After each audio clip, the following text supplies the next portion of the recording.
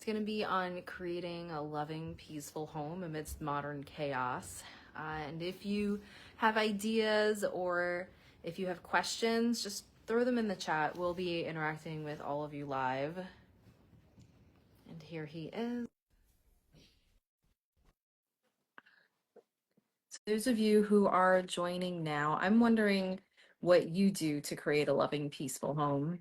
And I'm wondering what questions you have. If you're watching the replay, hashtag replay in the comments. Hi, Casey. Hello, how are you? I'm good. How are you? Feeling better finally. The Augmentin that the doctor gave me yesterday is finally starting to kick in, so I don't feel like I got hit in the face by a truck. Fun.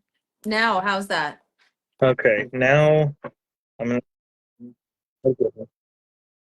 All right, let's jump My into it. my phone has got Tourette's. Okay. Okay, I think we're okay. Other than gonna make some things a little interesting. So yeah, a loving home amidst modern chaos. Mm-hmm. Gonna settle in for a second, just try to,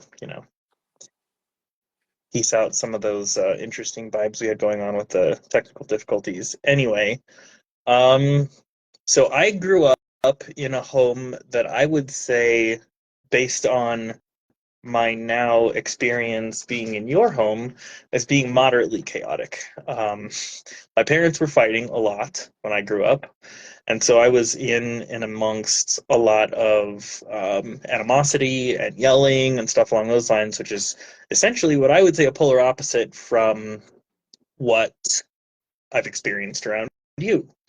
So, what are some of the things that you think help you maintain that peaceful home and like environment and everything? Because it's not something that I was around, and I'm interested in understanding that better. Mm. Oh, there's so much. There's so much. I feel like, well, first, thank you for the kind words. And I feel like it's a matter of so many tiny moment to moment decisions that seem like not such a huge deal in the moment, but they add up. Like the way it's set up is meant to be comfortable. I don't buy things that I'm scared kids are going to accidentally break. It's keeping it simple, um, making things comfy, stain resistant, and that's like the surface level, right? But it keeps things easy. And then the moment to moment decisions around what I'm going to prioritize, right? And do I feel the need to control everything in my home, or can I go with the flow and allow other people's brilliance to shine, even if sometimes a young kid's brilliance can be a little bit you know can Yeah, be a no, for sure. little tough. That's actually a point I want to take a moment to emphasize because I was raised, like I said, raised in a very different environment, and I always felt like certain things were assumed out of my behavior or the way I spoke or things along those lines. And I noticed that yours is very different in the way that you've talked to me about before, trusting kids' inner wisdom, where it's almost like some parents believe that their children either aren't as capable of making hard choices, or if they make a choice that the parent wouldn't or has learned better from, that they should force that what they think is the better choice on them. So um, go into that a little bit and explain how that works for you in your situation. Sure. I see Matthew join. I think I saw Amy pop in. So hi Oh, cool. guys. Feel free to throw your ideas and questions in the comments. Yeah, I think a big part of it is not trying to control other people, including your children.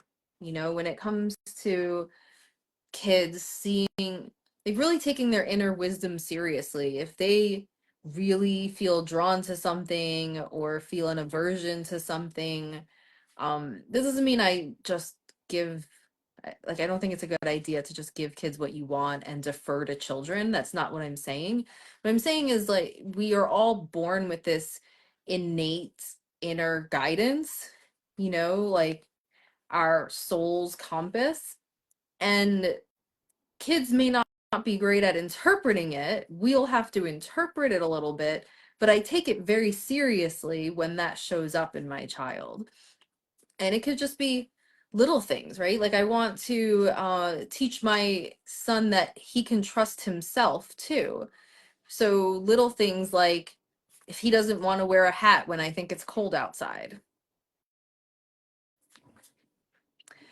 first, pick your battles. Like, if we were climbing Mount Everest, the hat would be a non-negotiable. We're walking to school, he might be cold. And then he'll be like, "Oh, I'm cold." And when he was younger, then I would be like, "Oh, I brought your hat. Would you like to put it on?" Now that he's older, he can make those decisions for himself. He literally he proactively on his own asks Alexa for the weather in the morning and then chooses what he's going to wear accordingly.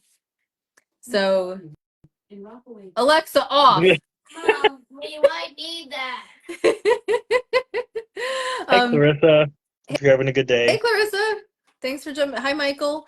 But yeah, so I think, like, trusting my son's inner guidance. Whoa, buddy. You're messing up my setup here. Messing up my setup. You can come around the other side if you want to say hi. Trusting my son's inner wisdom and taking it very seriously, as a factor, not something I defer to, but as a factor in my decision making has always been important. If he feels drawn to a certain person or an aversion to a certain person, or his passion with trains. You guys know how much we take trains. We travel around and go to different cities and take trains and explore their metro systems. And like I take those things very seriously, because I feel like there's a reason, and Yeah. I want him to trust his own guidance and judgment as well. So if he decides that he wants to do something, I'm like, "Nope, not like that. Nope, this way's better. Nope, not there. No, do this first. Nope, nope, nope, nope, nope, nope, nope. I do it this way. Oh, you want to do that? Let me show you how. Don't do anything until I show you how. Anything you want to do, I'm going to jump in and I'm going to show you the right way to do it, or how I would do it, or how you could do it better." It's Mhm. Yep. whereas it's like, sometimes it'll be like, "Huh, that was an interesting way of approaching that. Okay." Yeah. And just let it be. Very. So, yeah, yeah. And I try to find ways to say yes to everything. Like, I posted a few days ago, and yeah, someone's watching. You want to say hi? You're right, someone else is watching. You can see the number. You want to say hi? Hello. Anybody on Facebook could be watching right now, Eric. Anybody. Dorian! Hey, Dorian. Dorian. Yep, Dorian's watching. You want to say hi to Dorian? Oh, hi, Dorian. Hi. And hi, Sophia. But anyway, so I try to find ways to say yes. And I put a post up the other day that started a conversation. Feel free to go back and find it. It was about Eric wanting to go to London. And it was like, whew, try to find a way to say yes. I see. It's like, try to find a way to say yes. So I was like, okay, you want to go to London? First of all, that's awesome, because Eric is about to be 10. He knows where London is. He studied the track maps for the London Underground. He knows everything there is to know about. He knows, I'm sure, more than 99% of people in London about the London Underground. And then he started looking into, he wants to go to Glasgow and perhaps Edinburgh and Manchester and Birmingham. And it was just like, Birmingham, sorry. It's like Burning Man. No, Seriously? that's a festival. That's an event, bud. But so, like, in Birmingham. no, it's not. It's actually in the U.S. They have it, I don't know, out west somewhere. But anyway, so first of all, it's awesome. Like, he wants to explore the world. He's learning about new places, right? He's learning. That's like, this is amazing. This is stuff I want to encourage. It's like, you want to go to London. Okay, how do we say yes? Like, that's awesome. All right, so I'm going to do the best I can to save up so that over your April break or perhaps over the summer with, Casey, you guys and the kids, we can go to London. And he's like, "Oh, I don't want to wait that long. Can we just go now?" No, no, no. I need more time to save up and budget for it. I plan ahead for things like that. So we'll need to wait. So I'm gonna work on saving up. He's like, I really don't want to wait that long. I don't want, can't we go sooner? Can we go sooner? Ooh, how do I say yes? How do I say yes? How do I say yes? So it took I was thinking, like, how could I actually say yes? So what are the obstacles? I haven't budgeted that money at this point, right? So it was like, if you can come up with the money, and that sounds sarcastic, but it was like, if you can think of a way to come up with the money, I will go with you to London. And you can't be missing tons of school. If it involves missing school, you have to work with your teacher and make sure that you have a plan to do the work you're going to miss and catch up and not fall behind. If you can meet those criteria, then we can go.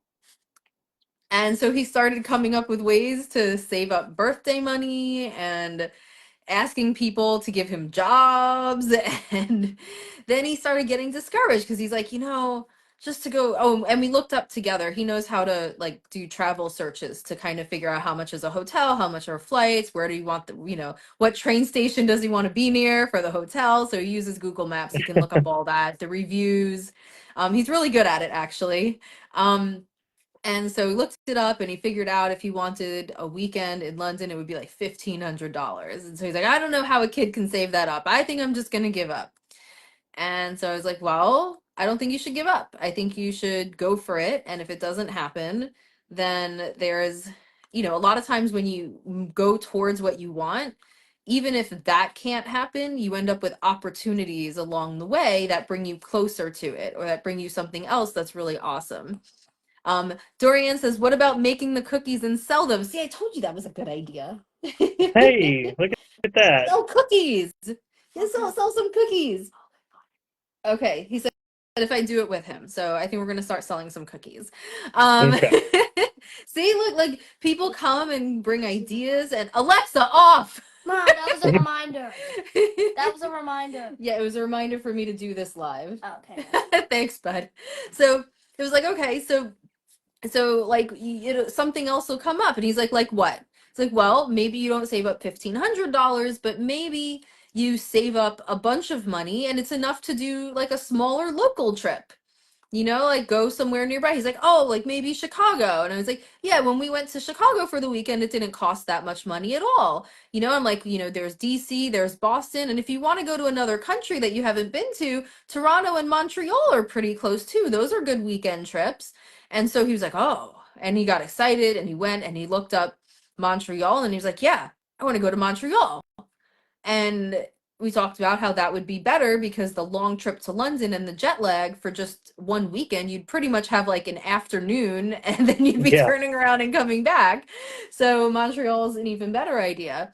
So now he already got birthday money. His birthday hasn't even come yet. He already got a bunch of birthday money. He took money that he had saved up in his wallet before, and he's going to do some jobs for me, and it's gonna end up adding up. I'll pay him what I normally pay people to do those jobs, and it's gonna add up, and he's on track to be able to go to Montreal this winter. Nice. You doing a fist pump? We can't see the fist pump here. Do a high five too. Yeah. Yeah, I think so it's like it wasn't a sarcastic like, oh yeah, sure, if you can do this. It was like, it was a genuine like, what would actually make me say yes? And I communicated that with him, knowing it was unlikely, but then we followed that and it actually came to something pretty awesome. Yes. High five, guys. Yeah. So yeah, I mean, even if it's like, oh, I really want dessert. Like, oh, okay, what do you want for dessert? I really want ice cream. Okay, well, on this day, we can have ice cream. Or you know what? I'm going to add it to my online shopping cart right now. Like finding ways to say yes. Like the sushi grade salmon thing. Oh, Eric's catching on now. Now he's going to know my tricks. He wants sushi grade salmon. And he was like, I was like, "Ah, it's like $23 a pound. And we can't just add it. I can't add it to my Stop and Shop cart. We have to take the bus. It's like a half an hour, 45 minutes to get to the place where we can get the sushi grade salmon and then turn around and come home. So he's like, maybe the next time you have to go to the UPS store because it's the same bus that goes there. So I'm like, you know what? That's a possibility. And I was like, you know what? I can, the next time I'm going to order food out, you know, next time I can order you sushi, I will order you sushi. So I told him that. And he's like, well, the sushi grade salmon is only $3 more than if you order the sushi. Well, you're right. So, However, But then I on found out. top of that calculation he made is not including the time that it's going to take you in the round trip to go get it yourself. exactly. So the next time we go to the UPS store, perhaps instead of ordering sushi one of these days, I'll pick up the sushi grade salmon. And the benefit of that is we can make our own sushi at home. We have the sushi rice and the nori, and then whatever's left over from the sushi grade salmon, the next day we can cook it and it'll be super healthy. True. You can tell them. No, Okay. He said it's actually $2 cheaper than getting one of his favorite sushi meals. So, Okay. because it's including tip. yeah, 'cause if you count tip, that's true. That's true. That's a good idea, buddy. Yeah. So, And yeah, what's like, interesting about some of this, I think, is the way that you approach that. It's an interesting way to think about picking your battles because a lot of parents, including mine, would take every opportunity to sort of throw a roadblock in there to say no or to cause some kind of additional problems with whatever. And in reality, what you're really teaching Eric and what we're working on trying to like help develop in not just Eric but my kids is the resilience and the peaceful home, but also That was crazy. it gives them that. the experience to sort of negotiate on some level, to think about deeper into the problems. Mhm. And when you provide that kind of feedback, instead of choosing that battle as the nope, this is where I'm going to stand on this hill and die, versus providing the feedback to him that allows him to continue to work on problem solving and resilience and things along those lines. I think that there's a lot of ways that like cross applies to a lot of different parenting techniques and styles that I've seen different from you than a lot of other people in my family or close relatives. Thank you. Dorian said, see, the cookies he made were good. Start selling them. I agree. The cookies he makes are very good. He makes them from scratch. Yeah. Yeah, you're right. It teaches problem solving skills, but it's also a matter of like being on their side. You know, it's like when he wants something, I'm showing that what you want and what makes you happy is important to me. Like it's deeply important to me. Like if it's important to you, it's important to me. And it's showing like I'm on your side. I want you to have these things. And I hope it's building trust that when I say no, it's for a good reason. And like I have to emphasize, it's not about not having boundaries and rules and stuff as a parent. It's definitely not. It's about genuinely looking inside myself and thinking, what would make this a real genuine yes for me? Right? So maybe it's like I want to do this. Like, you know what? Like so he didn't want to go to his summer program at school. And I am very big on education, like very, very like as a value, like the actual like gaining knowledge and wisdom, and as like I think the way the world is going, our kids need every bit of advantage they can get. So for a lot of reasons, I am like very strongly about education, and he didn't want to go to his school summer program. And it was like, ooh, I feel like it's important to give him every like everything he can do. It's like, yes, like if this is available, go for it. Like, what's he gonna do all summer? Like, be on his iPad? No, that's not gonna work. But so I looked inside, like, why do I want him in the summer program? Because I want him to be like gaining skills and, you know, getting smarter. And is that the only way he can do that? No. So we brainstormed things he can do, like, you know, what kind of person do you want to be when you grow up? And what are some things you can do now to start becoming that person? And this is where I have to you know, I kind of bit myself in the you know what a little bit, because he decided to spend much of that time studying the London Underground.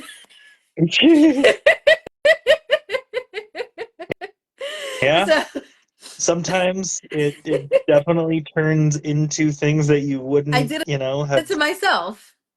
I did it to myself. So he loves learning about trains, and he wanted to learn more about the London Underground, and he spent the summer studying that. And it was amazing. He learned so much. Like, he just talks about this, and it's like, how do you really? It's amazing. So I'm happy he did that, and there were some other things he did over the summer. But that made it a genuine yes for me. Oh, he also wrote the book for the kids, the Christmas book. For some of you know this, a lot of you who are new to my circle don't know this, but every year since Eric was 5, I've gotten him a vacation for Christmas. And it started off simple and then it got more complex. You know, it started off as like, well, I can't afford a vacation this year and Christmas presents, so I'm going to make them the same thing. And then thankfully, as I got into a better situation, they got a little bit more elaborate. And so I want him to have, especially when he believed in Santa, I wanted him to have presents that he could open up under the tree. And so what I would do is get him things that were connected to the trip, you know, like clothes that he could wear on the trip, which are probably things he needed anyway. Like, I was really trying to be efficient at the time with finances, and now it just kind of became this tradition. Um, but yeah, so the big main part is that there would be a book from Santa, and often there'd be suitcases under the tree all packed up and everything, and it would be a book that detailed how Santa came up with this. And then when Eric got the elf on the shelf, then it was how they collaborated to figure out this trip and to make it happen, and how they did the research when Eric was sleeping and all this stuff. So there'd be a whole story, and then there'd be like a kid-friendly itinerary, and it would give background information about where we were going. So he'd learn some like geography and history and all that kind of stuff. So I did it all these years, and now he doesn't believe in Santa anymore. But your kids still do. And so he ended up writing the book for the trip we're going on over the holidays during his summer educational time. So it ended up being amazing, and I feel really good about saying yes to that request. I don't feel like I gave in or, you know, didn't follow what I thought was best for it. Like, it's quite the opposite. It was like an alternate way of like another thing just as good. So yeah, yeah, Yeah. So trying to say yes. you mentioned the struggle with like finances and being able to try to do multiple things with that. Do you find that in your way of approaching things that it's become easier um, to not act out of a place of like fear or anxiety when it comes to those things? Because we've talked about before how some of those things, like the reactions that you've gotten from people about traveling alone with him in the past, have given them some kind of feedback with that. So with that filter and the filter of being a single mom and trying to handle, Christmas and a vacation and the finances and stuff like that, if it were me, and it was before we met, trying to figure out how to make all the things work, there was a lot of fear and anxiety about what the future was going to look like. So is that something that you can relate to a little bit? Yeah, I have been there. I have been in like where it's all consuming. Like, scarcity is all consuming. If you're like, God, I hope nothing goes wrong this month, because if I need to buy a pair of socks, I will not be able to pay my bills. Like, it is an awful, awful place to be. And if that sounds like an exaggeration, there are people who can testify to the fact that I wore socks with holes in them many times for that reason. So I get it. I'm thankfully no longer in a situation like that. But yeah, I mean, it's tough. And I think there are a couple parts to it. You know, one was being like knowing what would get me out of that situation and being able to do it, because thankfully I had the tools in my toolkit to handle that overload of stress, right? Like to do what it actually took to pull myself out of it quickly.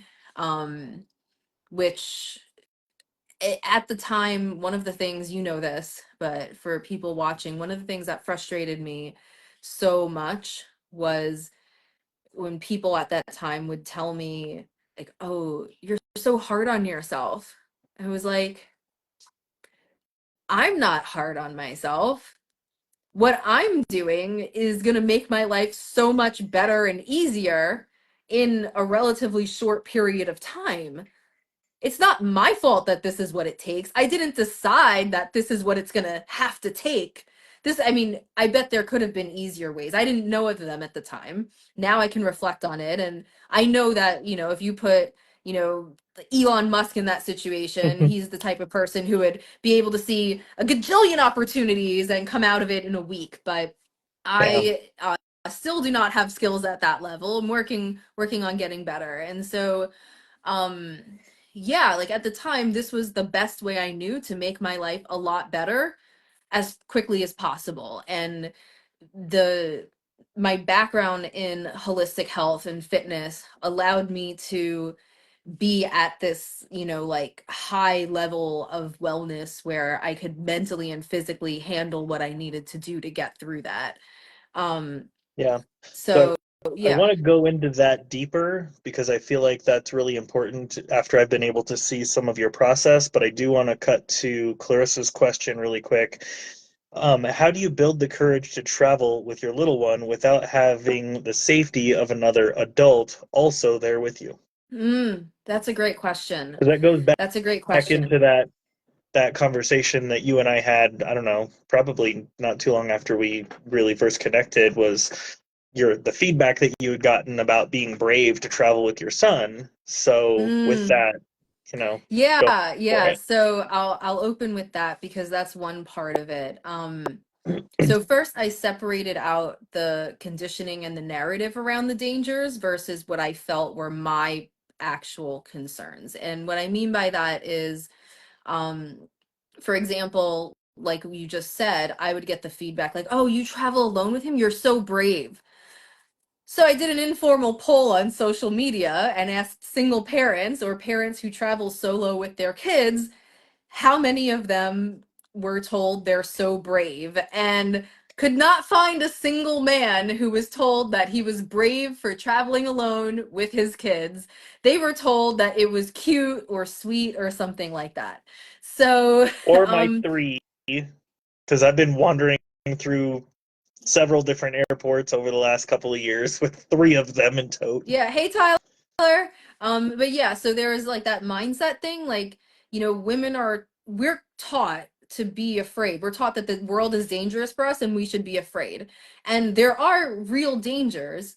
I think through those dangers, like, hey Julie, so I think through those dangers, like what are the actual dangers and how do those compare to, say, the dangers for a man where they're not getting told this and they're not being conditioned this way by society. And I mean, in some of it, so if I were physically attacked or a man who's bigger and stronger than me was physically attacked, you know, first of all, at the time I was really fit, so I could, you know, I was as strong as a lot of men. Now that's I not mean, the to be case fair, anymore. you're still pretty fit. There are just Thank you, but certain like things that I was very strong back then. So there were things where it was like, you know, so if a guy who was, oh, thank you, Tyler.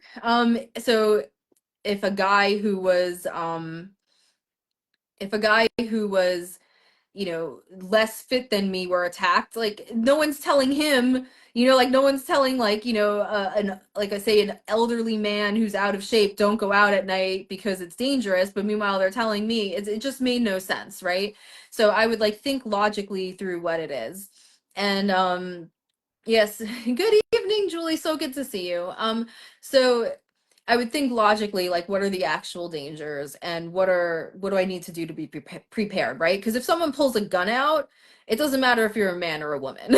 Like, you know, and it's just not. So there are certain things where it doesn't matter. So I'd really assess what I feel the actual dangers are and how they compare to the dangers I face on a daily basis, because there's a human bias. All of us have this bias where we fear the unfamiliar more than we fear familiar risks. So, for example, when I go hiking, I'll see these families like on these ledges with their toddlers and be like, oh my God, that's so dangerous. But to them, it's like how they grew up, it's totally fine. Whereas some people see me taking my son in the subway where there are trains going by and like he could easily fall onto the tracks and oh my God, that's so dangerous. So one, they can fall off a cliff, one, they can fall onto the train tracks. It's like there are the same. I don't want to say there. I'm not doing a statistical analysis here, but I think you get my point. There are risks in both situations. And so I'm assessing, like, am I actually doing something where there's more of a risk than the risks I typically face? And so with traveling, you know, like if I were going to go to a war zone, yeah, sure. Don't go to The Israel right now. Yeah, I'm not going to Israel. I'm not going to southern Lebanon right now. And my heart goes out to everyone who's dealing with that, honestly. I don't mean to make that sound like so lighthearted. But yeah, it's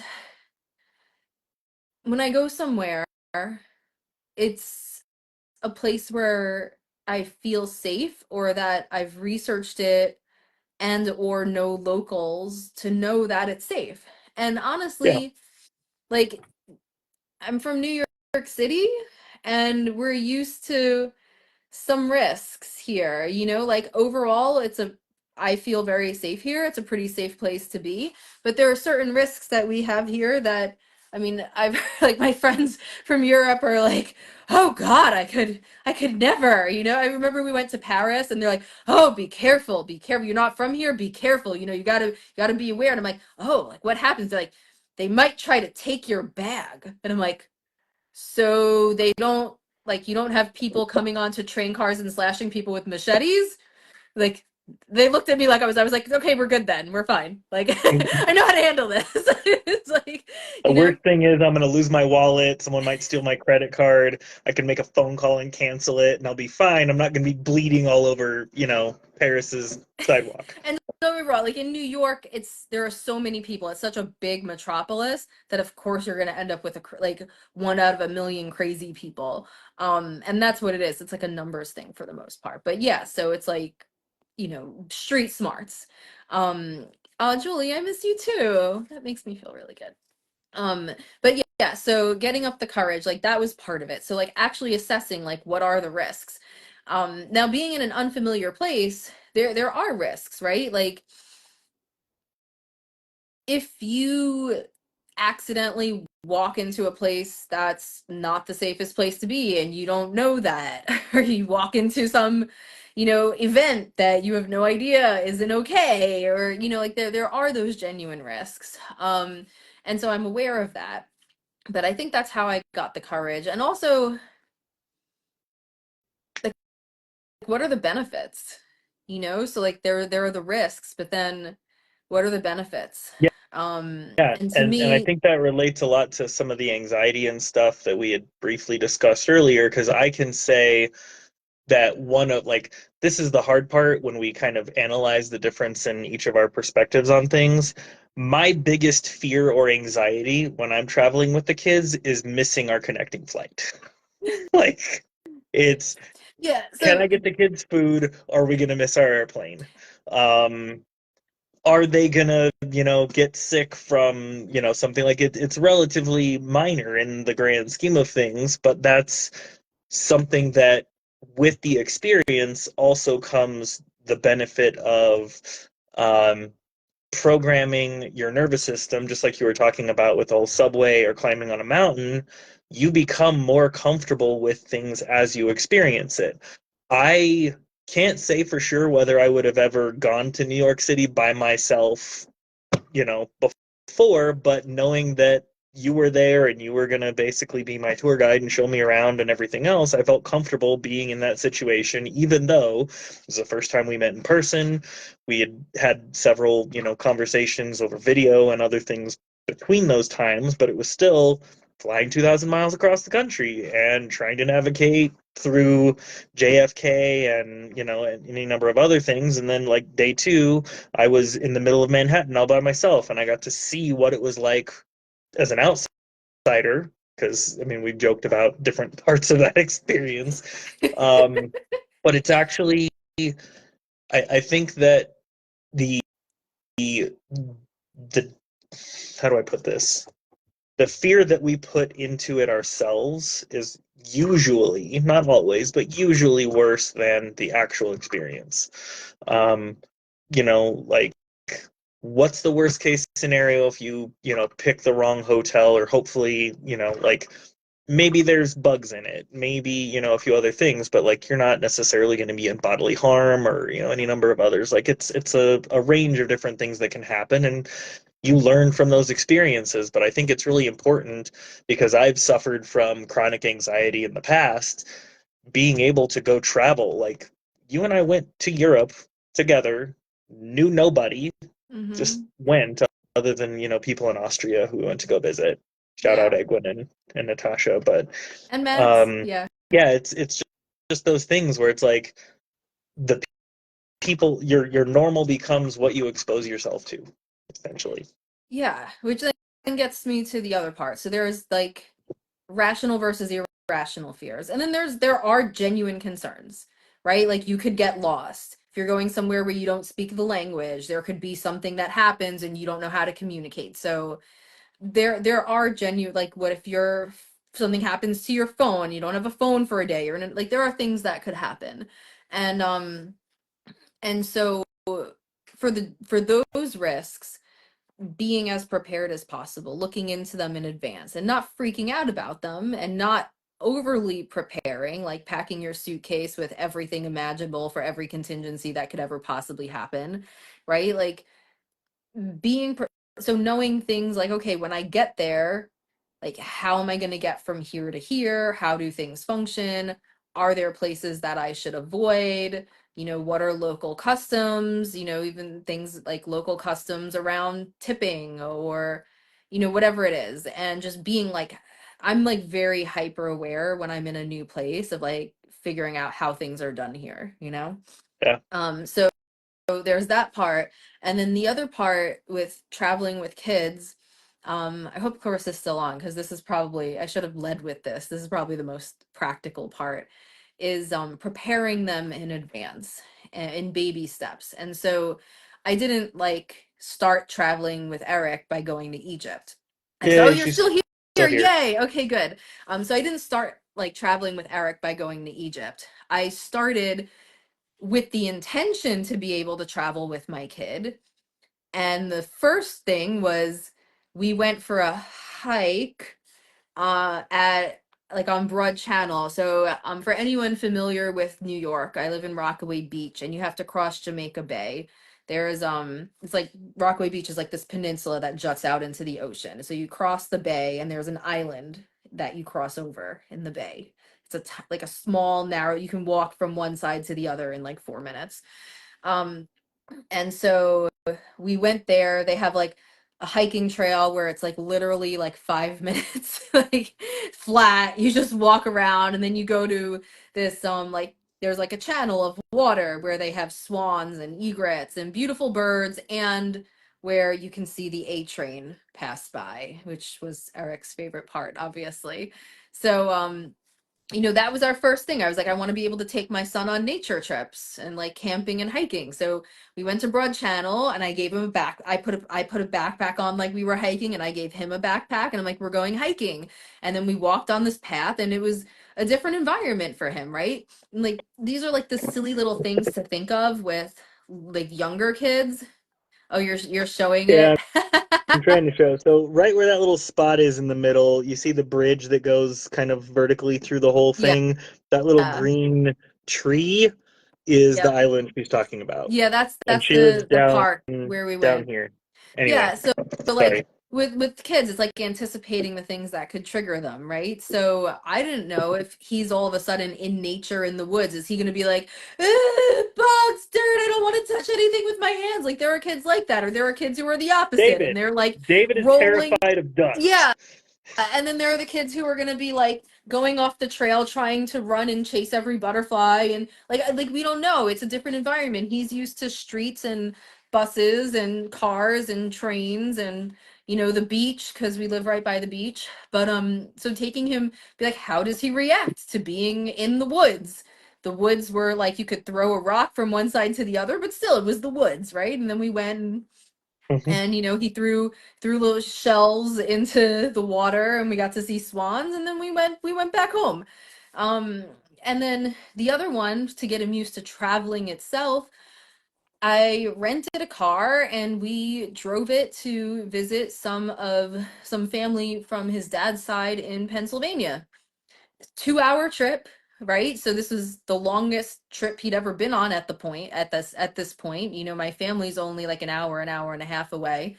So like getting everything and like, oh, we're gonna go on a trip. And we went where we knew people, because if he didn't react well to being in a hotel, then there were people that he knew and we could go to their place and hopefully he'd feel more comfortable. So honestly, it was 2 hours. If it was a total disaster, I could have put him in the car and driven back home, right? So it's like, okay, we stopped halfway, we grabbed a snack, let him like walk around, move around, get back in the car, do the last hour. And I prepped him for all this. We're gonna go on a vacation. It was a weekend. It was a tiny little thing, but we're gonna go on a vacation. We're gonna go in the car. We're gonna stay in the car. It's gonna take a long time to get there, right? So prepping him, then we're gonna sleep in a hotel. So there's gonna be a bed and we get to sleep there, and it'll be our room for those, like that one night. And like, how did he react to that? He reacted good. And so then we like went a little more, like next time it was Washington DC, and then the next time it was Vermont, and then after Vermont, then there was the first flight to Florida. So if he can do 7 hours in a car to Vermont, he can do 2.5, 3 hours flight to Florida. And with the flight, then it was like, okay, you're going to be on an airplane. There was this great video. I wonder if I could still find it, but I'm sure you could Google it, just like what to expect on an airplane. And it was very kid friendly. So it's like, you're going to get to the airport and you're going to see this, and it showed videos, and then you can look up here to see what gate it was like all of that. And it was here are the sounds you're going to hear. You get on, you're going to have to sit in your seat, and you find your seat, you're gonna have to buckle your seatbelt. So like all of these things, and like I let him watch it over and over and over again. So by the time we went, it was like a very familiar experience. He knew what to expect, and then he'd get excited. Oh, there's the sound. But so that one, the big thing was I guess the hardest part for me was always having to carry everything and make sure my child didn't wander off into a river of people. So there's literally a video I have of myself. This was when he was older, and so he was able to take the video. But so imagine when he was younger, and I had to make sure he didn't wander off into it, because he would just like get like ooh, and like not pay attention to anything around him, and there'd be like if you're in a major airport like JFK in New York City, it's like rivers and rivers of people, and he's just like la la la la la, like into oncoming people traffic. But so like there were like to pack for a young child, you need like all their diapers and toys and underwear and like it's like you have to like move. It's like you bring your whole apartment. So I had his suitcase, my suitcase, and then a backpack in the back, a backpack in the front, and I'm like trying to roll those with one hand and then have him with the other hand and like navigating through, and then trying to get on an escalator. And it was just like, yeah, that was the part that I think I needed to think through. And now I tell people to do this. I wish I had practiced with him. I did practice a little bit, but going to crowded places and practice walking in a crowded place, because kids, like I said, like him, he would just be like, oh, I'm gonna stop and look at this. Oh, I'm gonna, be all like, instead of being like, I need to stay really close to my, like, within a foot, like he'd like, have a little space to roam around.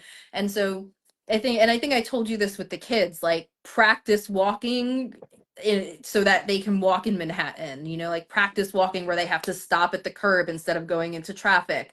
And so I think like going to like a really crowded mall or something like that and practice walking in that environment so that you can give them the commands they'll need, like hold on to this, like hold on to me or hold on to the suitcase, don't let go, and get them good at that, where they don't forget and let go 30 seconds later and then you're dropping your suitcase to go run after your child. So like things like that, like being mindful about preparing all those little steps. And I can tell you honestly, it was hey TT Evie, it was like my trips have been relatively stress-free because of that, because I had mindfully crafted practice opportunities beforehand and worked up to it in baby steps. I had confidence in my son, and so I didn't have to worry so much, because I knew that he knew what to do. I felt like we had like, think we were in a groove together, we were in sync. I could tell him what needed to happen and he understood and he knew how to do it. And then now he's a pro. He could probably Yeah. like I could probably just be like, Eric, lead me to London, and he could take care of all the here's my credit card.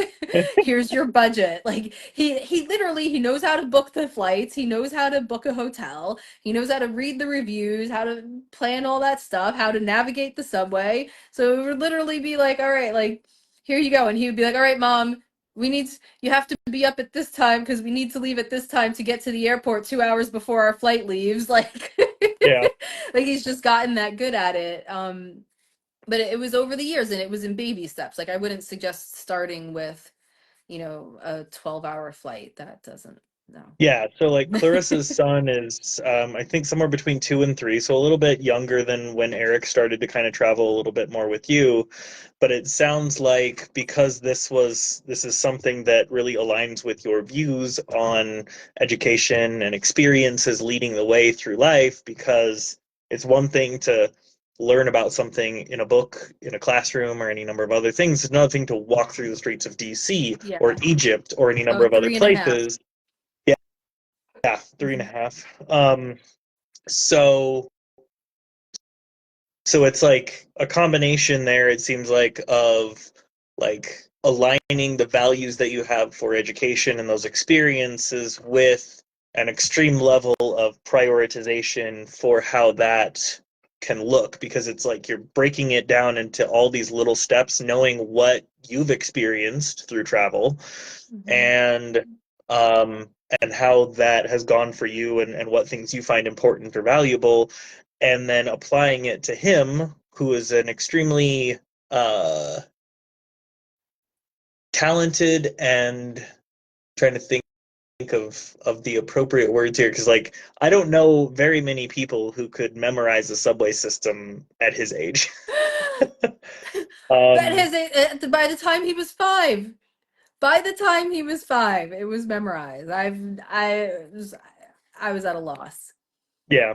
But I think that's the interesting part about it too, because your experiences with him being an exceptionally neurodiverse child is part of what has also led you into your passion in coaching when it comes to that kind of thing, because you have the ability to see this kaleidoscope of different human behaviors for their basic building blocks, and helping people kind of recreate patterns or whatever that help them get through like steps of anxiety or fear or stuff along those lines that may be holding them back, which is why you're so brilliant. But do you feel like you took that from him, or you've learned it sort of kind of as you've gone? Because you've done a lot of different things. You've been a teacher. You've done just so much. Sorry, that was a lot of garble, but No, from that, what can you share?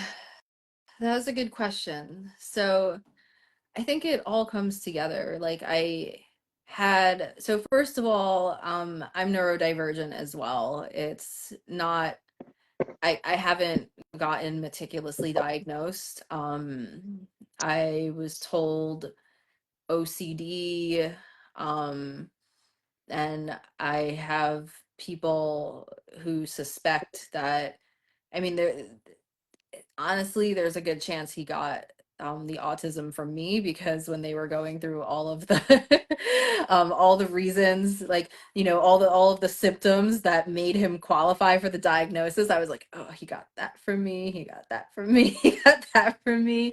Well, I So don't know about entirely, and that makes it a very interesting kind of thing because I have certain things about myself and what I can remember from being a child that I feel like would potentially qualify me, but when it comes to being an adult with those kinds of things, whether it's ADD or ADHD or autism or any number of other, like, we basically learn to mask or cope with the world as it is, and one of the I think the biggest pieces of how I've been able to kind of break free of some of that and evolve more is understanding the complexity of that whole, like, again, kaleidoscope of human behavior. Because when I grew up, it was very much so, this is how you do these things, this is how you do that, this is the proper way to all these other things. But there's, I don't know how many ways what the phrase is to skin a cat. Sorry, cats. No, no ulterior motive or ill intent, there. But it's just in general, like, based on what I know of you and what we've experienced, this isn't just like little bits and pieces of information. This is literally the life that you embody. thank you for that.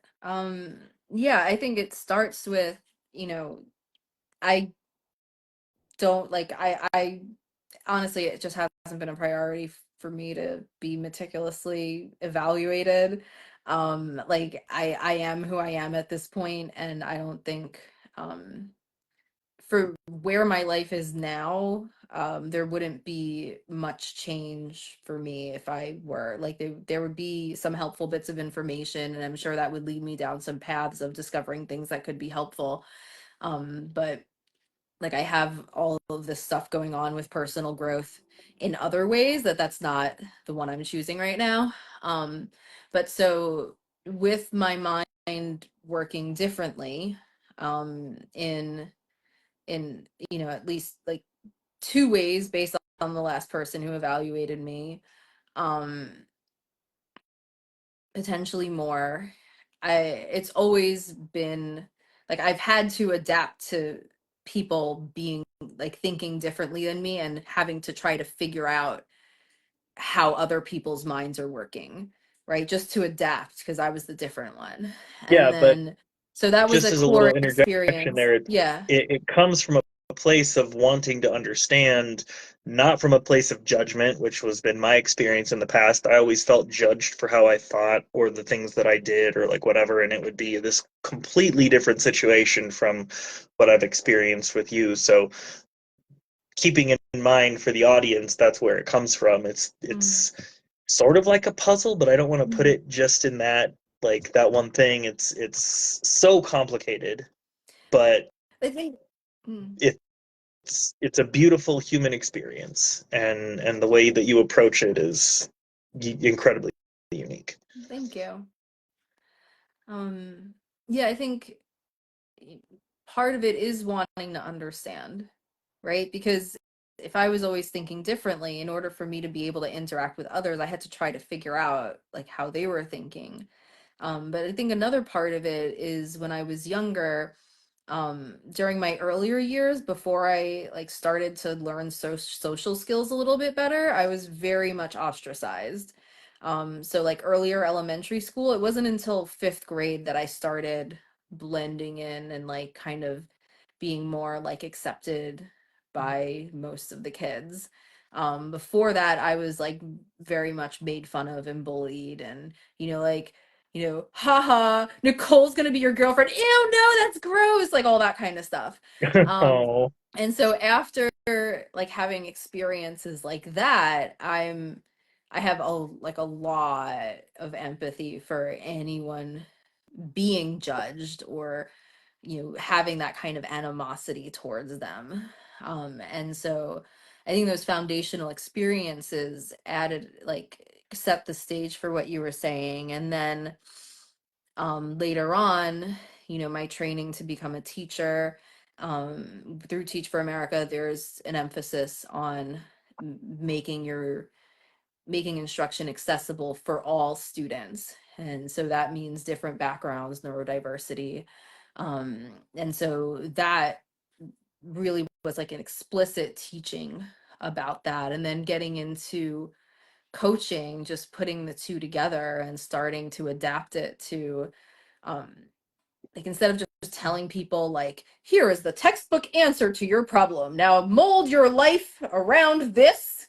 It's like you that should just it, you should use that, but with a specific finger to show how you feel about that idea.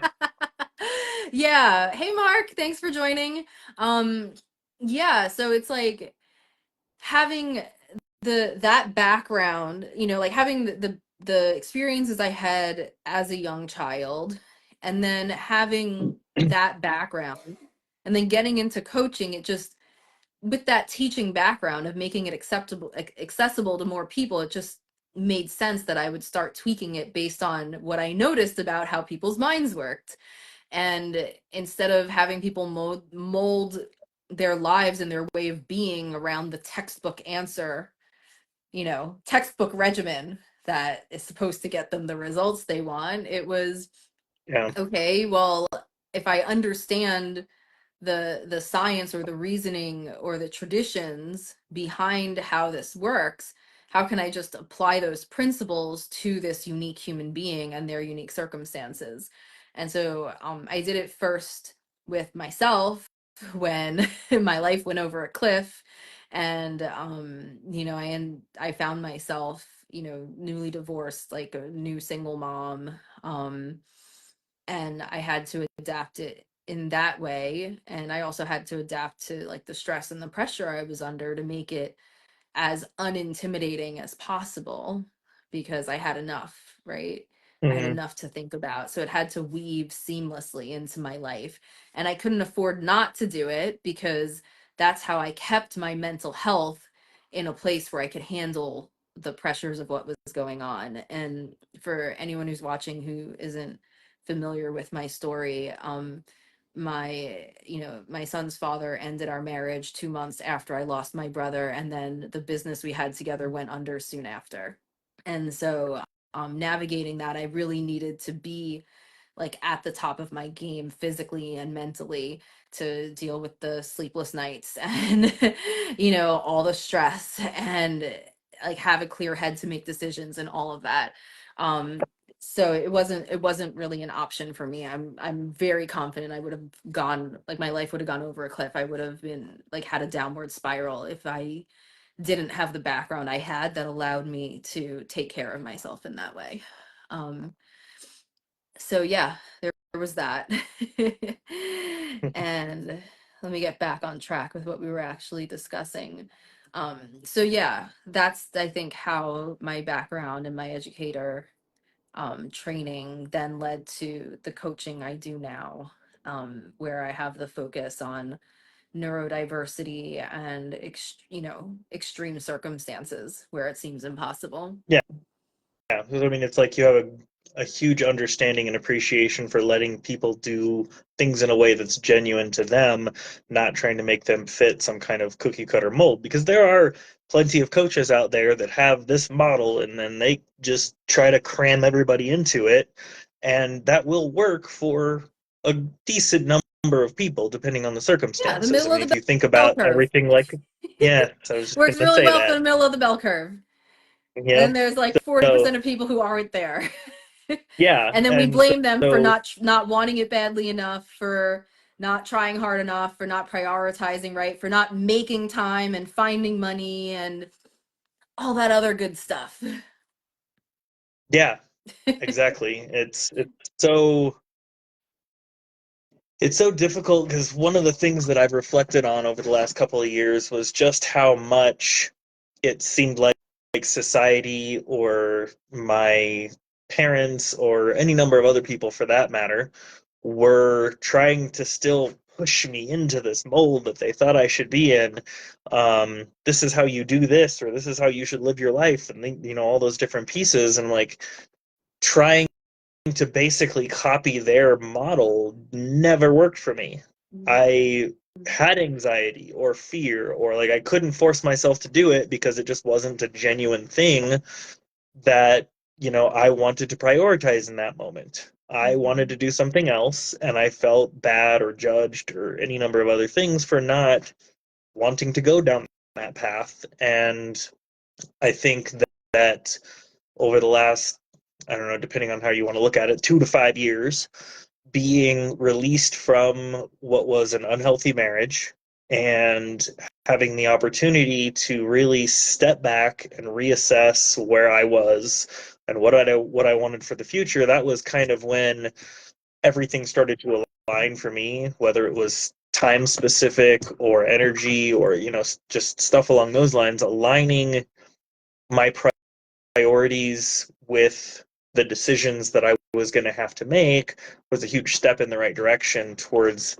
making sure that the future that I wanted for my boys was significantly better and different than the pattern that I had created in the past, which meant handling and dealing with my anxiety.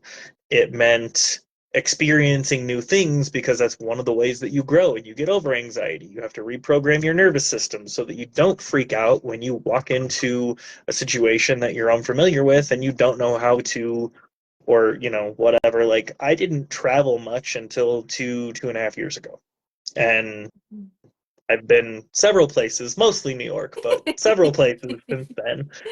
And it's just one of those things where it's like the more you break out of your comfort zone and get into a situation where there's just enough controlled anxiety driving situations to manage it in baby steps, that the entire frame that you view the world out of, I think, changes, or at least it has for me. I don't know if everybody could necessarily relate to that, but because I've always felt like an outsider and that, things didn't line up for me the way they seem to line up for everyone else, I, had to basically go off on my own with my lantern and go through the woods and figure it out. And, now we're here and we're in a situation where lots of things are starting to align with our bigger vision, and we're working on trying to figure out how to Oh, how to sorry, I was signaling to Eric that it's shower time. okay how to plan and prioritize those things well in advance so that London or Montreal or Austria or any of the other number of places that we've talked about going can be actively planned for. Like, what is this going to cost? How long is it going to take to get there? How many days are we going to need to do this? How are we going to make sure that, passport situations are handled and like all those other things while we have the time and the bandwidth and ability to plan for them and everything else? Because I think going back to like the prioritization of things, if you're not prioritizing the things that you want for your future in your life, you probably are going to struggle to, get there, which means that you're going to be more anxious, more fearful, and not be in this kind of all loving, peaceful environment at home because the stress is just going to eat at you. Or at least that's what it did for me. Yeah. And like, as soon as you said priorities, I was thinking of looping it right back to the peaceful home because, shower time, bud. That does not look like taking a shower. Of course, it doesn't. I'm sure. You're being silly. That's my silly bud. Okay. Because I think prioritization is key, right? Because there's the conditioned things we grew up with around what's bad, right? Dirty dishes in the sink, bad. Being too loud, bad. Coming home too late, That was the big one. bad. I'm sorry. You What did know? I miss that one? So, yeah, it's, there are all these things that were just conditions, like, bad. And it's like, you get, like, stop and, like, evaluate for yourself what is bad. Like, how is it bad? What is bad about it? How bad is it? You know? And oftentimes there's this default we go by based on what's normal, right? So normal is to worry more about your house being clean than your workouts being done, or your mindfulness, or your, cooking meals, nutritious meals based on the way your body needs to eat. So, like, the things we can do to literally live longer and have the years we're living be healthy, where we're not disabled, it's normal to deprioritize those things and prioritize other things, right? And that's just one example. And so that's how I think about it. There might be someone where it's like, you know what? With the way my mind works, having a clean environment has such a profound effect on my nervous system that absolutely is the top priority, right? So I'm not saying shoulds here, but I'm just giving an example to question normal, to question, like, we don't question these things a lot, not because we're not capable of it. Like, if we bring it to people's attention, but it's just like this default that we don't even think about. Like, we're too busy worrying about our real problems to reassess whether or not being loud in a house is bad, or like Mhm. staying up late, or like all these ideas around, like, like, what, like, we need to sleep train kids and get them on a schedule. Like, that was one of the big things. Now, first of all, I have seen for many families where getting their kid on a schedule was such a game changer. So that, again, this isn't like you should do what I did, but for me, that was one of the biggest things as far as having a loving, peaceful home. To reassess, I was like, okay.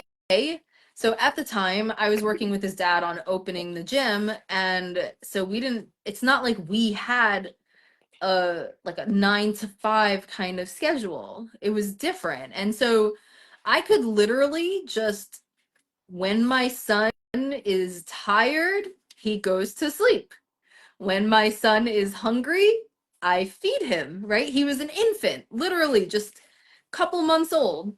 And it was like, this is easy. My son is getting fussy. I will pick him up. Oh, look, he fell asleep. This will be nap time. Like, it was just like, it's like, he does not sleep if I put him in the crib. I pick him up, he falls asleep. He's sleeping here, you know? And I'm not questioning there. I know so many good reasons people do the absolute opposite of what I did. The point of this isn't to push one way of deciding versus another.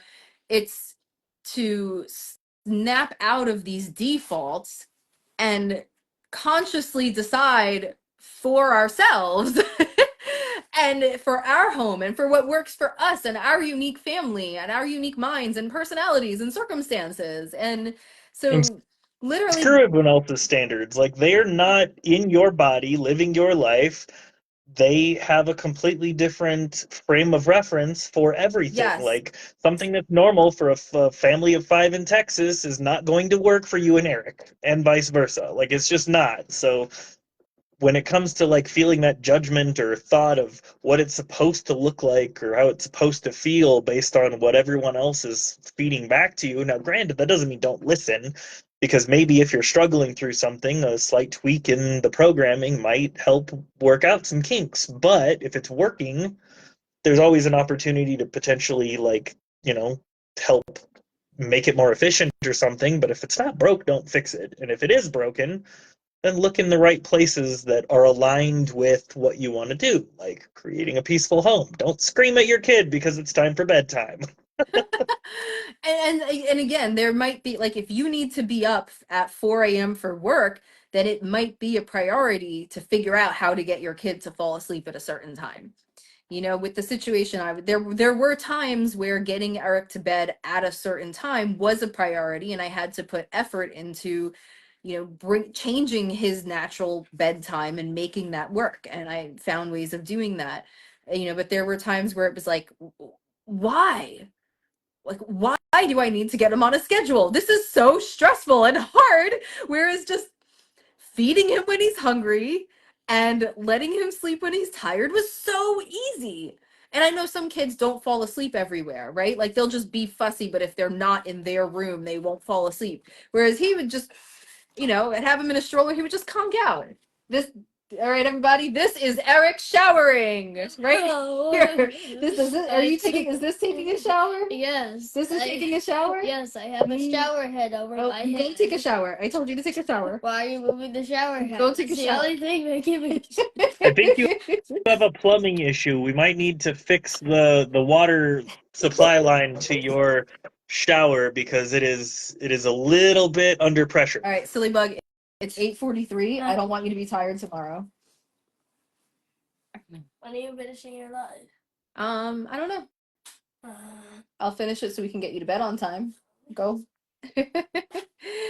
But now that you have a system set up, like most of the time, granted it's not always because sometimes he, you know, comes home later from his dad's or, you know, certain things run late or whatever, when things don't go exactly as planned, but that's kind of part of the, you know, how big of an issue is this? Like my dad used to say, don't cry over spilled milk. If you're in a situation where it's already off the rails, adding more stress to it by emphasizing that and making this huge sticking point. I mean, that's what my parents used to do. It was like, you know, just start pounding on what the principle was or what you should have done or how this should have gone or whose fault it was or anything else. Well, the house is on fire. Are you going to put it out or are we going to stand here and watch it burn? Or even things like, that's not how you load the dishwasher. And it's like, you know what? You want to load? Go ahead, load the dishwasher that way. The next day, oh, some of the dishes came out dirty. Could you do me a favor and just wash them again? Like, Yeah. I gotta, let me see if I can tag, but putting in the comments here. I can, but okay, yeah, go for it. Yeah, well, what are you looking for? One of my favorite quotes is from John Goodman, Jon, at the PTDC, the Personal Trainer Development Center. And I literally have this on my cork board, but it's what would this look like if it were easy? And I feel like that's a great guiding question for a loving, peaceful home. What would this look like if it were easy? And that will get you very far. Like that mentality of just forgetting the way things are supposed to be or how they should be or what's right or what's, you know, normal or like, and again, like I don't think most people think I want to be normal, like that's not, or I want to do what everyone else says it's right. It's more of this like programming that is so ubiquitous that we don't even think to stop and question it, right? And so just like thinking way outside the box, you know, like I said, it was like I grew up as like, oh well, you know, bedtime and they sleep in their, you know, you got to sleep train them and all this stuff and nap time and this at a certain time and everything at a certain time and very regimented. In my situation I was like, that doesn't make sense, this seems really hard, I don't want to do it. And I'm having trouble finding a compelling reason why I should. I'm not seeing the benefits. So I'm not going to do it. Like, literally, I would sleep with him. I got one of those like old lady nightgowns that snap up, and I would sleep with him. And so if he woke up hungry, literally just unsnap a couple and like doze off while he fed. And I was like, easy. This is what it would look like if it were easy. And I'm just going to try to tag John Goodman here too. Okay. To give him credit for this. I'm taking a shower. Oh, you are being so silly. It's not letting me tag. You are so close to the phone, I can't imagine how you could possibly be in the bathroom. It's not letting me tag. So I'll have to put that tag in later to give Yeah, him credit for that he's not quote. in my list or anything, so I can't help on that, unfortunately. But Yeah, but yeah, literally like keeping everything as easy as possible. And when there is something that needs to be forced with kids, like if there needs to be a change to a routine or a way of doing stuff, just like practicing it, right? Like thinking of it as like a skill that you're teaching them. and It might be immense patience super, huh? and immense patience with it, because changing habits isn't always easy, especially for the neurodiverse or neurodivergent population. It's hard to do things that way. Yeah, so like, and this is one of the challenges of modern parenthood, honestly. One of the biggest ones is because a lot of us look back at what the expectations were at different ages without taking into account how much less parenting time we actually have with our kids. So, like, here we are trying to raise our kids, and it's like, there were times when I got an hour of waking time with my kid, and most of it was like doing stuff like calling insurance companies. You know what I mean? And I'm sure there are a lot of people watching this who can relate. And I'm so thankful not to be in that situation. Like now it's like quite the opposite. Um, where oh hi Anna. Now it's like totally different. But at those times, like even to this day, Eric not the best with like chewing with his mouth closed. Because you know what? At every stage of development, it was like, what do I need to teach my kid now? And with the parenting time I had, I focused on the most like the things that really aligned with my values of what I thought would be most beneficial and helpful to teach my kid. And getting on his you know what about chewing with his mouth closed was never at the top of the list. So now we'll just laugh and I'll be like, buddy, we eat like humans. Humans, okay? Eat like a human. Get in the shower. Shower time. The shower's on. But you're not in the shower. Wasn't it this morning that he had a really hard time waking up? Yeah. Yeah, So we'll be able to get him to bed early enough. yeah, he'll be fine. But he's fighting a little something.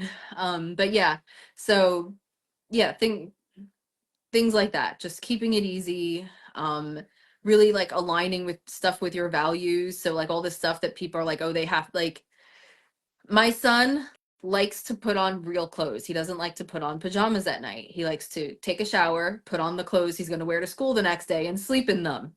Not fighting that battle. You know what I mean? It was like, why? I can't think of a good reason. It's not normal. I know some people who would be like, no, you're supposed to wear pajamas to bed. Go change into your pajamas. And I'm just like, Wrinkles. That's wrinkles. about it. Oh no, wrinkles. Oh my God. Yeah. Like that. I mean, end of the world. Or if they're End of the young enough to potentially have an accident, then you got to change, a bunch of stuff. But I mean, it's it's like yeah. it's almost like you're looking for ways to see how it's going right instead of ways to like kind of Yes. like nitpick everything. Oh my God, like that's so huge for a loving, peaceful home. Gratitude and looking for what's going right, right? Because it's so easy, especially when we're stressed and overstimulated. And I've been there where everything, like, the more stressed we are, the more we want control of our environment because that helps to put us at ease, right? It feels better. It's comforting when we feel like we have control. So that's a normal, completely natural, like human impulse. Mm-hmm. And so when those urges come up, no judgment, that is a normal, natural human impulse to want to have more control. But we can decide what we do with that impulse. And actually trying to control things that aren't super important is probably going to make the home less peaceful, right? And so don't get Yeah. me wrong, it's very important to be able to have control over your kids. This isn't about being like an authoritarian parent. It's literally about safety, right? So in the right circumstances, like there are certain circumstances where you need to know that if you tell your kid stop, they're going to stop in their tracks, right? And that's, you know, one of the things that my dad told me as parenting advice, and he was absolutely right. That's super important. um beyond that, it's like keep it easy. Like look for everything that's going right, like literally, like, and you see this, you see me do this all the time, like, oh, Eric, thank you for remembering to put your dish in the sink. Eric, thank you for picking that up after you dropped it on the floor. Eric, like, just literally looking for things that go right. And that's like educator teacher training, right? Because if you're constantly nagging about the things that aren't okay, it, like, think about it. Think how you feel. Think about how many Oh yeah. marriages suffer from that problem. Well, yeah, it's a situation where basically the people that are involved feel like they're walking on eggshells. What am I going to get judged for this time? How is what I did not going to be good enough? Mhm. Why, how it like, um, I grew up with a lot of like sarcasm in the home, but not like helpful, playful sarcasm. It was more like, wow, you're really dumb because you didn't think about doing it this way, kind of a situation. Hey, Or, Shannon. um, yeah, it was just, it's a very different environment to grow up in, and I think that um, that when that's your normal, it's anxiety driving. It drives things like perfectionism and judgment of others too, because you're in this environment where you feel like it's appropriate and okay to look at the way someone does something that's different from you and think about how that's not as efficient, not as healthy, not as, you assign the adjective or whatever, but it creates an environment of anxiety, fear.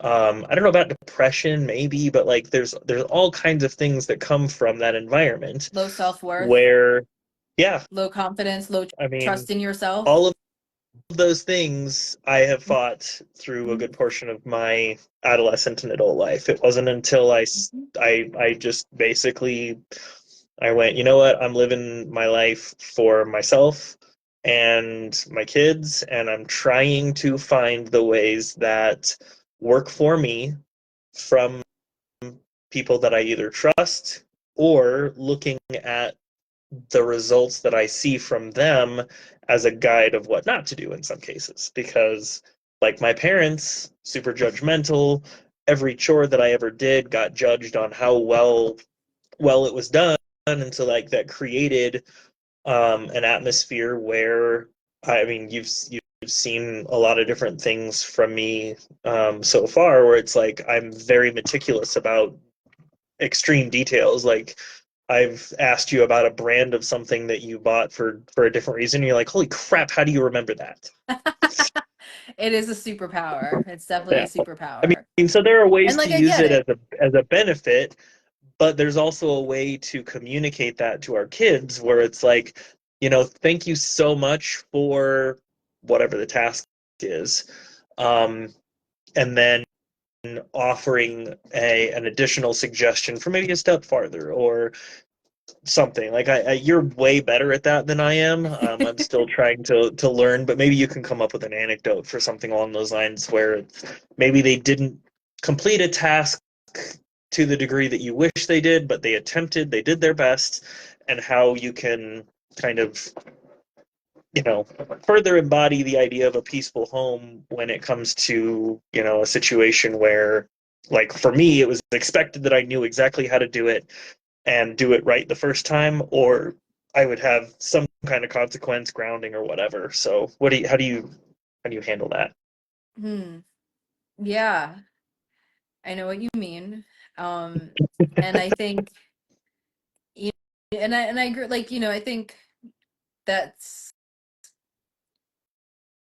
there was a certain segment of a certain generation where that kind of meticulous detail was literally, like, that was a huge asset. That was a huge way that you could be successful in the world, and we don't live in that world anymore.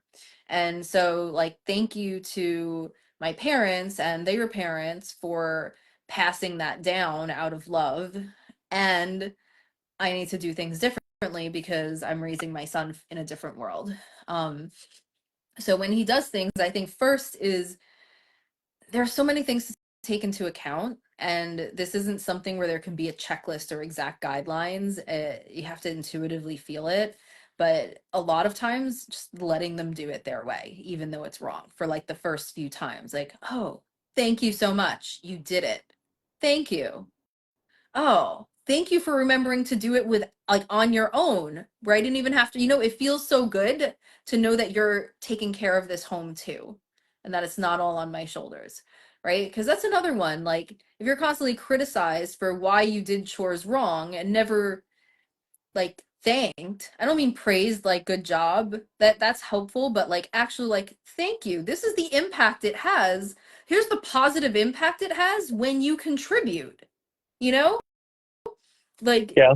then what's your motivate? Like, I find myself in a pattern of, often in an unfamiliar situation, I want to do as little as possible, because in the back of my head I'm still expecting somebody to tell me all the things I did wrong and not appreciate that I stepped in and did something, and I have to fight that impulse. And so it's like, at first, like when my son's doing something, oh, can you put the dishes in the dishwasher? And he goes, he puts it, I open the dishwasher, and that's not going to work. But the first, thank you. Thank you for putting it in. I'm going to fix it when he's not looking, and then maybe like, the next time he goes, oh, can you put the dishes in the dishwasher and make sure the cups are face down? Right. And then Hmm. like next time he goes, oh, can you put the dishes in the dishwasher? Oh, and I want to show you a cool trick for how I put the plates in so that all the food ends up coming off of them better. you know and then and each time, like, Hmm. oh, I see you remembered to put the cups upside down, good job.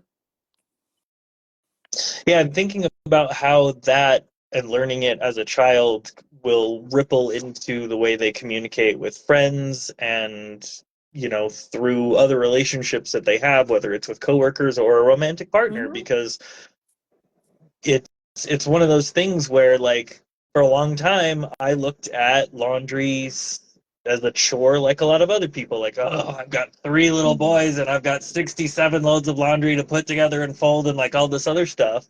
This is the life I wanted, and I'm not exhibiting enough gratitude for the fact that I have 3 healthy boys to clothe, and I Oh, have I get so little. happy when I have Yeah, to do your laundry. I know. Like when you And come that to was visit like a and I'm like game folding and I'm like, changer. oh, these are Casey's jeans. Yay. That means he was here last week. Yes, yay. Yeah, and so like, thinking about it as a chore, yes, it's a chore, and yes, it would be nice if we had help, and yes, it's nice when the kids, are capable of folding and putting away at least parts of it so we don't have to do it ourselves. But a lot of, I mean, we chose the life that we did to be parents. We wanted to have the love and little arms around our necks and the I love yous and all those different things were part of what we wanted our lives to look like. And too often, because of the stresses of daily life, whether it's inflation with the economy or losing a job, or struggling with the relationship dynamics of what's going on, showing gratitude is so powerful towards creating that peaceful environment for kids Mm, and for a partner when you're stressed out. And it's like, look, I'm burning the candle at both ends, and I'm tired. I'm probably going to fall asleep at 6:30 at the dinner table tonight because I am just exhausted, but I am happy that I get to sit here with my kids and hear about their day before they go to bed, and that, I have a beautiful spouse or whatever it is that, made me dinner or made us dinner or ordered dinner for me so we didn't have to think about it, or like whatever else. There's so many ways to look at things, but when you're programmed to look for what's going wrong, it is so much, for whatever reason, more difficult to look for all the things that are going right and find a reason to be happy and you mm, know in that experience, and just be like, oh, it feels so nice to not have to fold 2 more towels. Thank you, David, for folding your towels for me, and whatever, instead of, God, David, why didn't you fold the towels like I asked you to 75 times or whatever, like, it hits yeah. different, it feels better. in general, and it does create that environment where I think everybody thrives better when, they don't feel judged, or they're not struggling with whether they're going to get in trouble for this or that, or maybe they just forgot, because kids forget everything. Adults forget. I mean, People forget everything. yeah. No, you're 100% right. And I want to emphasize practice gratitude, because there's an approach to gratitude that I think can be really toxic, which is the guilting yourself into gratitude. Like, what's wrong with you? You are a single full-time working parent with a side gig, 7 kids, and how dare you not be grateful for all the laundry, or like you like, and it's not that, right? It's not that. It's about, there are 2 parts to gratitude. There's acknowledging what there is to be grateful for, right? There are starving kids in Africa. Like, we've all heard that one, Yeah, right? So there's China, acknowledging, wherever. huh? Yeah, China or wherever. Yeah. Yeah. Um there's acknowledging, like, you can say, like, in your mind, like, I acknowledge that I have a lot going right in my life. I acknowledge that I have my health, if you have your health. I acknowledge that I have my family. I acknowledge that I have a roof over my head. I acknowledge that I have hot water, flushing toilets, a refrigerator to keep my food good, that I can buy enough food to eat. Like, whatever it is for your situation. Whales that you could almost throw a rock to this morning. Oh, they were really far, but I got to see whales. Oh, that was so lovely. I woke up and dropped Eric off at school, and it was I was walking home. I saw whales. Who gets to what? Especially New Yorker. What New Yorker gets to start their day with whales? But It's not anyway, even just that. It's like, obviously they're there, but how many of them take the time to stop within their busy day to notice the fact that those whales are there? They're too busy in their phone or getting to work or any number of other things, because New York is high paced as anywhere else that, you mm, know, it it is. it's a very paced place. But one of the things that Hi, Noreen. significantly caught my attention when we met was the fact that you live in this busy city and you still take the time to look up and appreciate the architecture and how beautiful Manhattan is. I mean, and as a contrast, places like Sedona, where there's not big high-rise buildings, but the natural landscape is, this beautiful red color, and there's Mm. just all kinds of different things and places, and that's not something that a lot of people pay attention to anymore. It seems like they are stuck in a different world. And I think, like, it comes back to practicing gratitude, because there were a lot of years in my life where I wasn't like that. And I didn't force myself. Like, I do not force yourself. Like, do not try to be like, I'm so grateful for the flowers and the tree. Like, if that's not genuine, like, don't force the gratitude, right? So Yeah, your step nervous one, system will know the difference. yeah, it's like, but mostly this is for you, this is for you. And the the practice of gratitude is training yourself to genuinely feel these waves of gratitude over the little things in life. And so you can't, like, faking it isn't helpful. Guilting yourself into, why aren't you more grateful? You're so lucky. Like, that's not part of it either. Like, so again, the first step is acknowledging the things there are to be grateful for. And the second step is practicing gratitude by acknowledging those things, and then seeing if you can actually feel it. And it can start small, right? So, like, instead of just mindlessly taking a shower, be like, the hot water really feels so good. I'm so grateful I have this hot shower right now. I've been in places where there wasn't hot water, and I remember how much I missed this hot shower, and I get to have this every day. And maybe at first you don't feel the gratitude. Maybe you're just thinking the gratitude. And then as you practice this over time, you start to feel it. And if you don't, then I would urge you to look into the physical side of mental health. And by that, I mean things like, diet, lack of the type of movement practice, like physical activity that that optimizes your brain chemistry. Could be like some people that could be something like slow and steady, like yoga. Some people it has to be like bodybuilding or, sprinting or, more steady state Jiu-jitsu cardio. or qigong. It could be different types of movement, but literally like whether it's like steady state cardio, like you, the vast majority of people who have been running as long as you have start getting like get runner's high and start like feeling positive about running, and that hasn't happened for you. And so now I'm like, what does it take for you? Like maybe you need the heavy weights, which you can't do right now. That's why I said let's try the sprints. Let's see what that does for you. So it can literally Yeah, now be that my different back things isn't that you all need. jacked up. I know. So it could literally be different things for different people, but like, the movement that, gives your brain chemistry what it needs, the diet, looking into food sensitivities that can be causing lethargy and brain fog and, anxiety and depression. Like when there's agitation in the body, there's agitation in the mind. So if there's like inflammation and stuff isn't quite right, then that can manifest as anxiety or depression in the mind. Um, Gut Yeah, I mean, health, just right? Certain anything like, microbiomes, like your gut health can literally affect, you know, it can cause anxiety and depression. So if you've been practicing gratitude for a while and you find that it's still just thinking gratitude, not actually feeling gratitude, then I would look into those physical causes. yeah, I think that's part of like a healthy balance between things, because people get really used to the grind of day in day out stress and like everything else, and they just fall into this pattern of thinking that that's normal. But when they meet, like, for instance, someone like you who, you get to walk on the beach pretty much every day if you want to.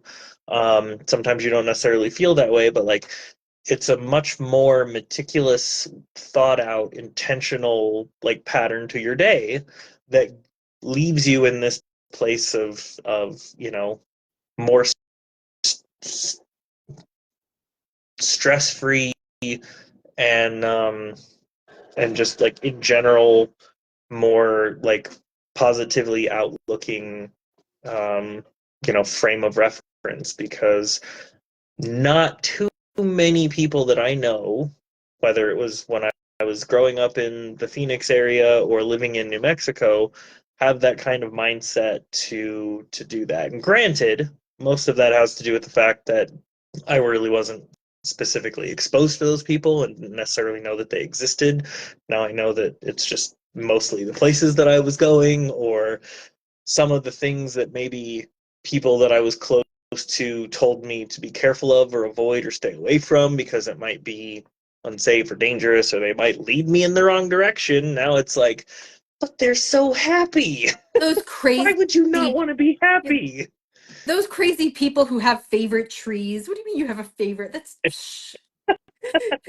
Yes, Egwin. what do you mean that's a cool bug? It's like, are you four? It's like, sorry. I am so depressed that nobody has asked me, like other than David, since I turned 30, what my favorite dinosaur is.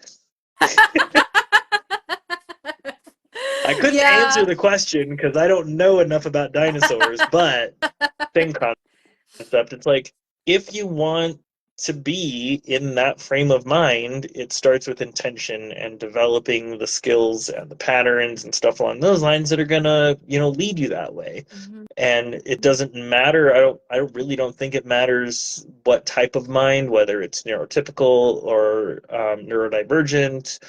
Everybody has a unique mind and a unique outlook.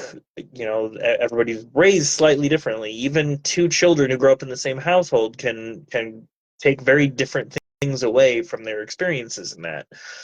So the kaleidoscope of human interaction and human brain development and just experiences in general means that while there is a bell curve of, typical human behavior, everybody's just a little bit different. And you don't necessarily notice them until you're on two opposite sides of that bell curve and you're like, what the hell is that person? Like the guy doing qigong in the park who like looks like he's dancing and hallucinating or something along those lines. There's an intention behind what he's doing. Leave him alone and so let him be much. happy. Oh, that goes so deep. Yeah. Qigong, it's like, it's such a great practice because you look and it's like, all right, you're gonna pick your arms up and you're gonna put it down. No, not like that. Hold up, pick it. No, not exactly. No, 4 degree rotation this way. No. You're doing it, and everything's in the right spot, but your intention for doing it is not. It's not right. Are you harnessing your inner Eglin right now? It's wonderful. I highly suggest that anyone who wants to develop their mind-body connection and overall like consciousness and spirituality join Egwin's Monday morning virtual Qigong classes. um, So, Eric, Puerto side Rico note, colors for tomorrow, remember? Thank you. side Right, note, so my battery that's on an my phone is example, right? getting low. Huh? What's that? I That's just an wanted to let you know the example. battery on my phone is low. Yeah, like that's an example, right? Like I've heard, like had people like, oh, how do you when you have a kid and what if they interrupt? And I'm like, I've decided that for my content, because it's mine, my kid's gonna interrupt. It's Yeah. like, and I've decided that I could do it in my pajamas if I feel a little crappy and with no makeup on, and the people who appreciate me like that will end up coming and watching, and I will have days when I do the fancy professional content and I wear something other than yoga pants and put makeup on. Yeah. And that's great, and I've decided that this is going to be part of it too. And when Eric was younger, there were times where he was climbing on me while I was doing stuff like literally just climbing all over me, and it was just like, toddler Well, you're exercising or any ninjutsu. number of other things, but that's where super busy mommy stuff came from. Yes. And I think that people find stuff like that extremely, like it's a genuineness about who the person is. It's not like they're faking it. It's not scripted. It's not pre-planned like any number of these other things where people are trying to, push what they do and how it works for them on everybody else. This is daily life. This is the way things work, and this is how they can function for anybody if you want to put the intention behind it and if they want to develop the skills or, whatever that are going to foster the life that they want. Hopefully that's a peaceful, loving home and all these different practices that we kind of talked about so far to express better ways to handle stress and anxiety and everything else with, I mean, parts of the world are literally burning, and it's very, very sad, and I wish that there was a peaceful alternative for all of what's going on, but unfortunately there's so many deep-rooted problems that go around. Could pray for it, we could meditate for it, we could do anything else, but unfortunately the things that are happening are terrible, but are going to have to play out the way they play out. Stuff though. There might be a naked child just running around the living room right now. Hopefully he stays on the other side of the camera. There is a child with underwear standing behind the recliner. Oh, now there's a child with underwear. Great. We've improved the situation. Yeah. No, you're right. And I think even when there is even when there are awful things happening around, creating a loving, peaceful home, it's like you create the space, and it's like this is our bubble. When we are in this space, and this could be a makeshift space, right? But just being able to mindfully just create that bubble, even if it's like this is our temporary bubble right here, right now, Yeah. can make so much of a difference. so much of a difference. And Yeah. there are little things like you see when we go on vacation, I like settle into the space in the first few minutes. And it's Hmm. just like a mental thing that I do. Like, and I put stuff away and I, you know, like find the way so things feel like peaceful and, you know, calm for me. And it's just like, this is now my space for right now. Those little Yeah. things. And The situation and I there. think it's also important as a side note before hopefully my phone lasts a little bit longer, um, to extend grace to ourselves for what it's going to take and how difficult the road is going to be, especially if you came from a background that wasn't a peaceful home, to be able to appreciate what that can look like and how it can be different and better, and give yourself the grace to know that you can't just flip a switch and change everything overnight. The patterns are going to take time, lots of repetition, lots of intention behind it. Like it's a complicated process, but it is so worth it. Oh my God. The anxiety that I used to feel, I mean, granted, even with all the stuff that I'm dealing with logistically for the trailer, the flip project is like it's frustrating and there's money flying everywhere trying to get different things fixed and worked on, but I prepared for it and I knew, for the most part, not completely, but what I was getting into, and I have a really robust support system that keeps me on track and makes sure that I'm situated in the place where I need to be so that I can make the decisions that I need to make as they come up to get there and to complete that project. But it's stressful. I mean, it's almost entirely rebuilding a house. Not quite 100%, but like 75. Yeah, like that ship, I forget what it's called. Someone watching this will know the name of the ship I'm thinking of, where like if you replace all the planks over the years, it's still the same ship. But yeah, no, you have a lot going on, and it's good that you were able to create that piece for yourself. Should we close out by explaining why rough play and wrestling are I mean, are sure. a key staple when we have our combined loving peaceful home? Yeah, yeah, that's a good one. And I apologize for anybody else. I'll kind of pre-sign out just in case my phone dies in the process of making this. But basically, there's four boys, and they're Between all the two of within us, 6 years yeah. of each other. Yeah. Yeah. And And it's not a big apartment. yeah, when you guys are all here, and I remember this was one of the ones where you like looked at me like, who is this woman? Because like the kids were rough playing, and then there were like, one was just not happy with it, and I reacted something with like, oh, did you all agree to rough play? Did you all say you wanted a rough play? And it was like they were just kind of confused. I'm like, okay, here's what we're gonna do. This is gonna be the rough play area. And so you can ask people if they want to rough play with you, and then this is gonna be the area where it happens. And if you feel like you need a break from rough play or you don't want rough play, this is gonna be the gentle play area.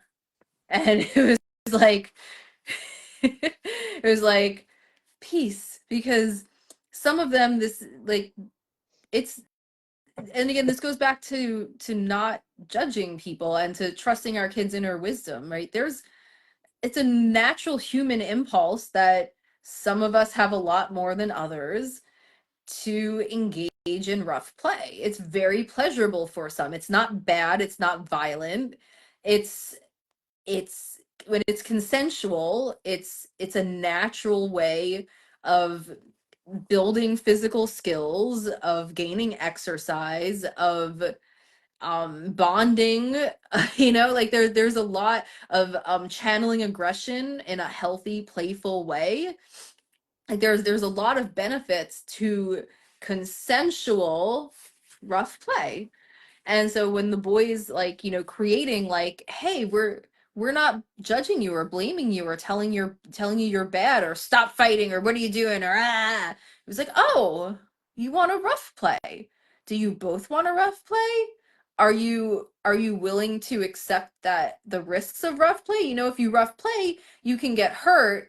And so you might accidentally hurt each other. So can you agree not to be mad at the other person if you're playing and they accidentally hurt you? Okay, those are the rough play area. And oh, you don't want to, okay, Yeah. you go over here, gentle play area. We can all be happy. Well, and the other part of that is also framing it as understanding that rough play does not mean fighting. It doesn't Mhm. mean intentionally hurting someone. It's like, this isn't the boxing ring where you're trying to beat up the other person. You're getting out some physical aggression. You are learning how, like, the mechanics of the body work and how to leverage things. Like when Wyatt and David are wrestling, Wyatt, being the younger brother, is competing very, very diligently to beat his older brother, who is taller and heavier and all these other things. So David has natural advantages, just like when they used to race when they were little. And Wyatt hates losing.